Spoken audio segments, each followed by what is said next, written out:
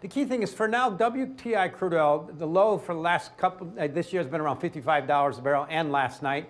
That was basically the average price from 2019, and that's basically a Bloomberg New Energy Finance says it's about the break-even cost. They said it could go down to 50. It's all it's done is gone back to its break-even cost, and the world's largest producer and now net exporter. The question is, what does it take now to really shut it down? With the whole world tilting towards recession, I think we stick with that pattern since 2008. Every time it got above 100, it eventually did not bottom until around 40. I think that's where it's going most potentially this year. Right now, I don't see what's going to really make it stay above 65. So what's the feeling out there, Mike? Is you know, Alex and I were talking about this, and she was mentioning the supply issue here, but you know, I'm sure it's also reflecting the fact that maybe demand's not going to be that great. So, I mean, are we seeing this across the commodity space?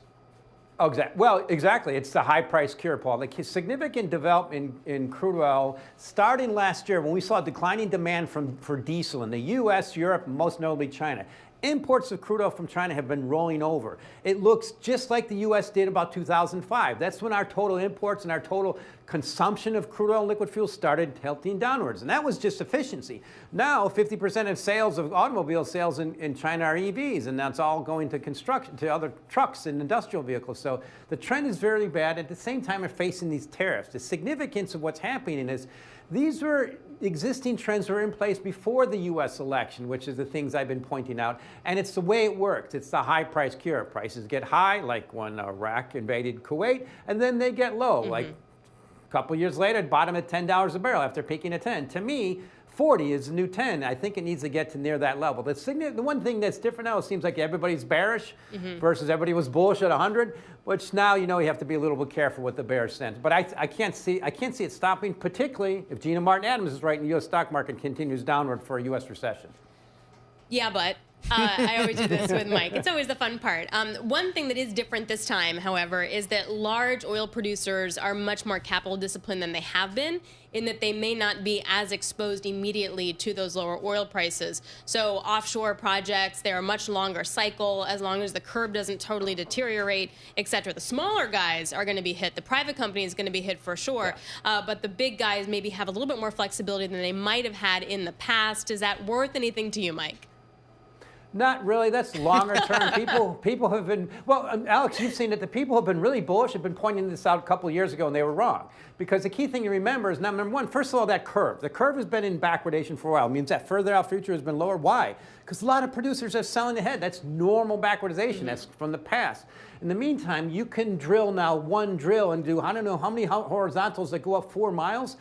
Rig counts in this country are the same as they were in 2010, yet production's doubled. So it's a new world. And that's the key thing to remember. Rapidly advancing technology is bad for both sides of crude oil. We're replacing the demand side from people like me who drive EVs, and we're adding more and more supply. Not only that, from people like me who live in the Corn Belt, we can get a lot more of our petroleum from biofuels and ethanol. It's just a bad trend. And now that the world's heading towards that recession, I think the low price cure is still going to be around 40. How about gold here? Making, you know, almost near its high here, just moving higher here?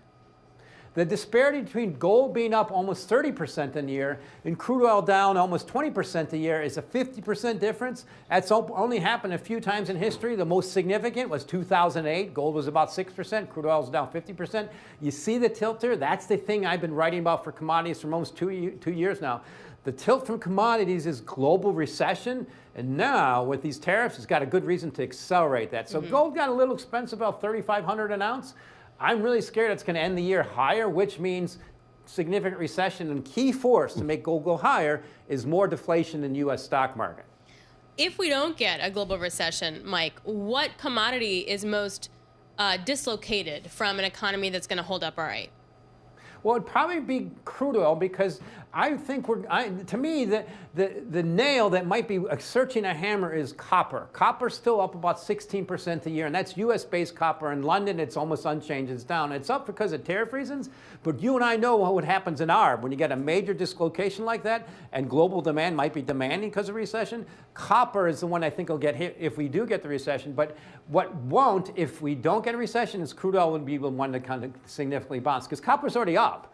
That's the thing. The risk is, to me, the risk is this crude oil trend dominoes, tilts towards more deflation, and the hammer keeps hitting next commodities. The next one to hit is copper.